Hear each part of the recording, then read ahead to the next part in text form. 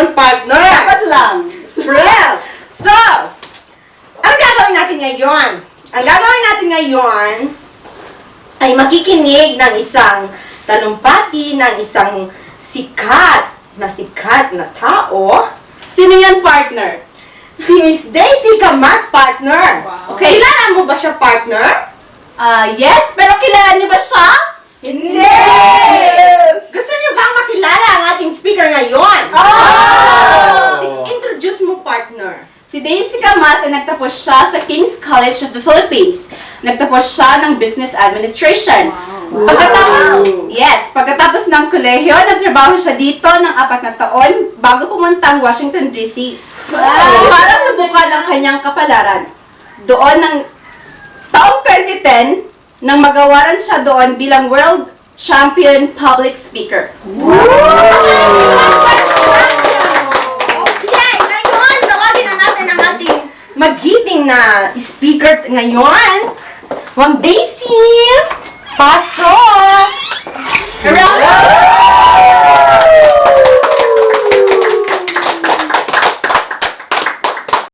Magandang araw po sa ating lahat. Sa mga magaganda at mga Ginoo. Isa pong karangalan ang pag-imbita niyo sa akin para maging isang bahagi, isang panauhin sa nasabing leadership seminar. Halos 5 taon na ang nakakaraan nang huli akong magsalita sa harapan ng maraming tao. Ngunit heto na naman ako, nabigyan ng isang ulit na pagkakataon para magbigay at magbahagi sa inyo ng aking munting kwento. At sana, hindi kayo maiinip sa aking ikukwento. Naalala niyo pa ba ang pinakaunang karanasan sa NSA? Maalala niyo pa ba ang pakiramdam na dumaan sa inyo? Saktong 10 taon na ang lumipas.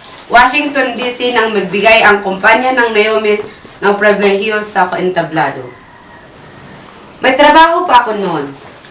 At bagong-bago pa ako sa mundo ng komedya. Natakot ako. Naalala ko nung nakikita ko ang mga alamat. Naalala ko nung narinig ko ang mga kwento ng ilan sa inyo. Na naging matagumpay sa pagsasalita at kumikita ng milyones bawat talumpati. Nakaupo na ako. Diyan na tulad nyo nung maisip kong, teka, sandali. Maaring ako yan minsan. Tapos isa na namang isipin mula sa kailaliman ng inyong utak at nagsimulang maglakad patungo sa iyong interest hanggang sa wakas. Ang isipin na yan ay sumigaw ng, oo, Daisy. Napakahusay na ideya yan. Pero paano kung bumagsak ka? Anong gagawin mo kapag bumagsak ka? Tatayo ka ba? At umasang walang nakapansin? Mas inaalala mo pa ba ang isipin ng ibang tao kaysa walang nakapansin? Mas inaalala mo pa ba ang isipin ng ibang tao kaysa matutunan mo dito? Dito ba gumawa ang mga kabayo? Binibining tagapangasiwa. Mga kasama kong nadadapa at mga tao dyan sa likod. Aray! Naramdaman niyo ba ang manatili ako doon sa baba ng matagal? Naranasan niyo ba ang manatili sa baba ng matagal?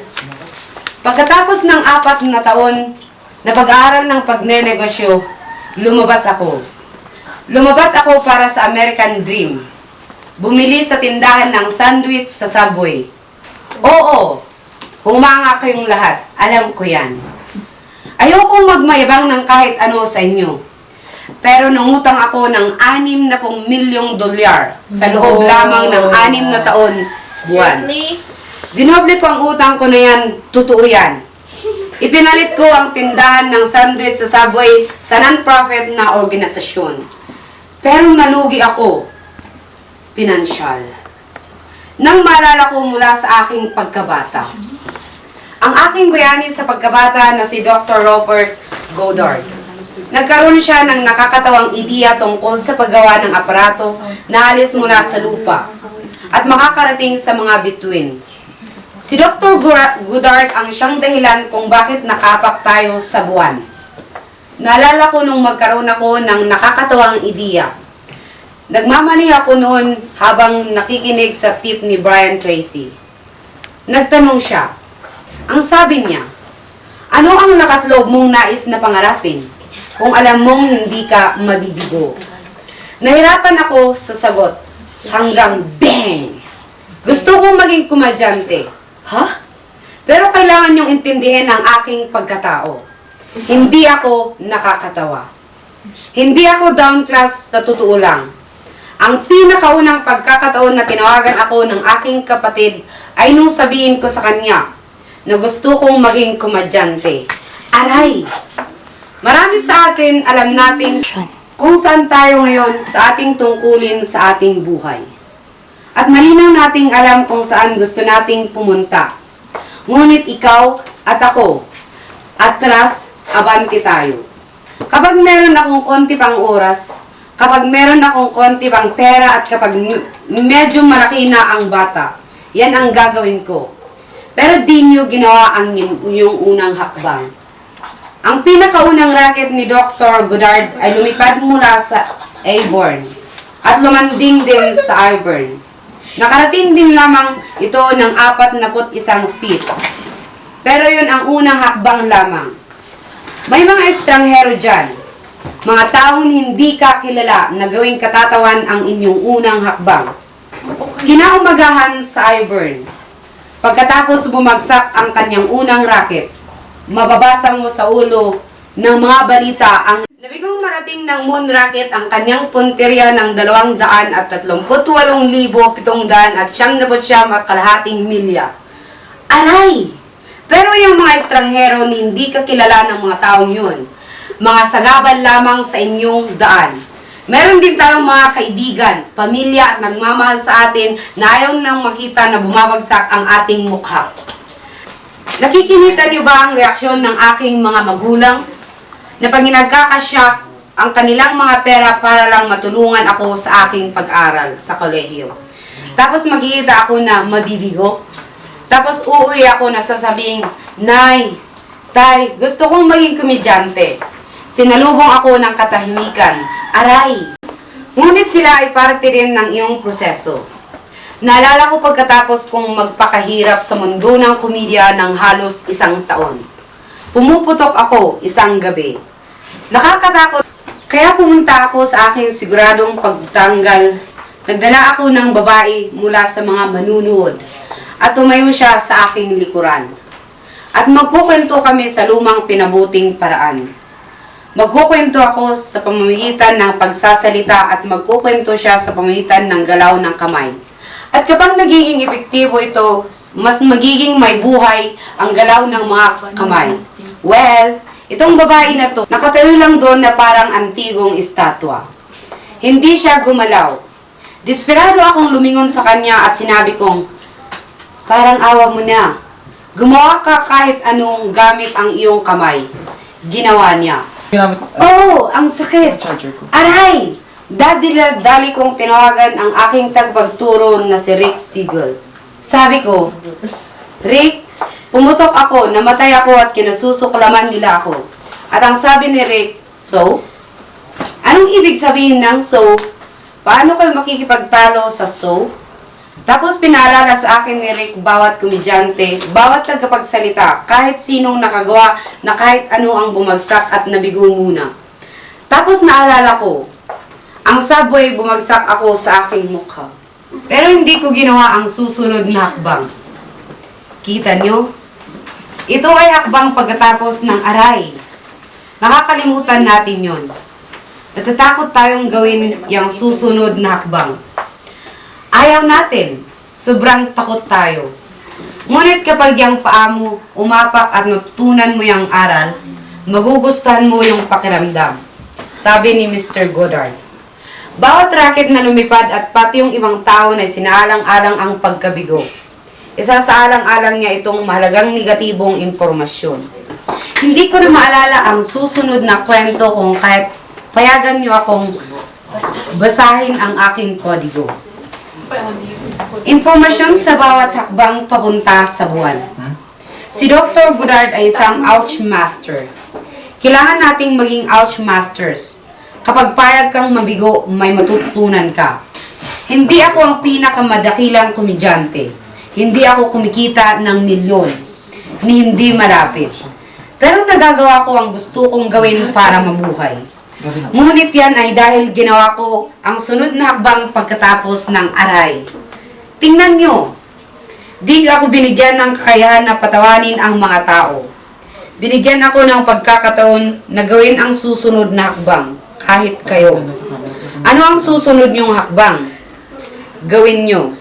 Ayokong tumingin sa nakaraan, sa buhay at sabihing, alam mo, ni hindi ko sinubukan ang pagiging komedyante pero sa halip, haha, mamamatay akong walang utang. Woohoo! Woo! Lahat tayo ay papunta sa ating layunin. Mararating natin ang puntong yon. May isak tayo at ang ating paa ay parang nakasimento. Di tayo makagalaw, pero takot pa rin tayo sa aray na yon. Nakakalimutan natin na kapag sumandal tayo, paabante at gawin ang panganib at bumagsak sa ating mukha. Kapag tumayo tayo, pansinin natin, nakakagawa pa rin tayo ng pag-abante. Kaya please, kasama ako, tara at bumagsak, pero bumagsak tayo paabante. Maraming salamat po sa inyong pakikinig. Aminin natin mga kapatid, isang napakagandang talumpate at sana maging inspirasyon ito sa ating lahat.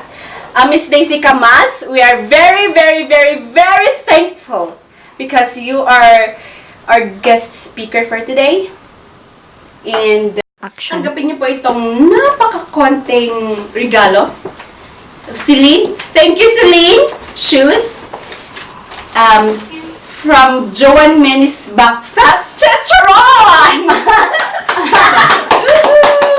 Masarap yan, I'm telling you. And a Salamat. certificate.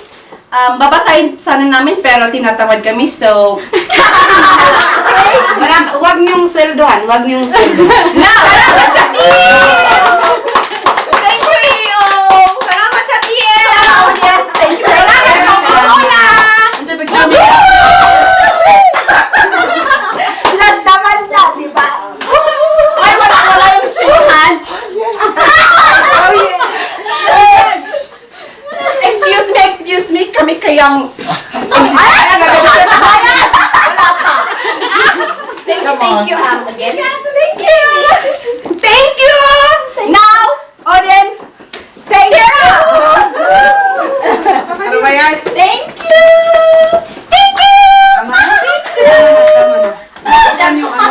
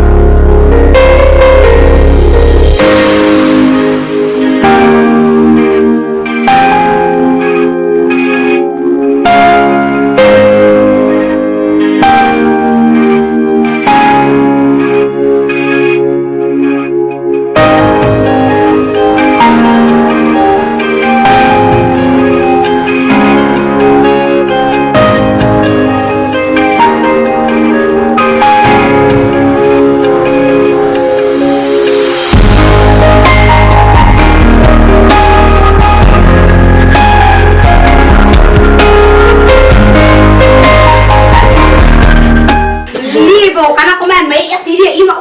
Tulong po. Wait lang. Ala, sorry. Wait. Talaga kanay ka.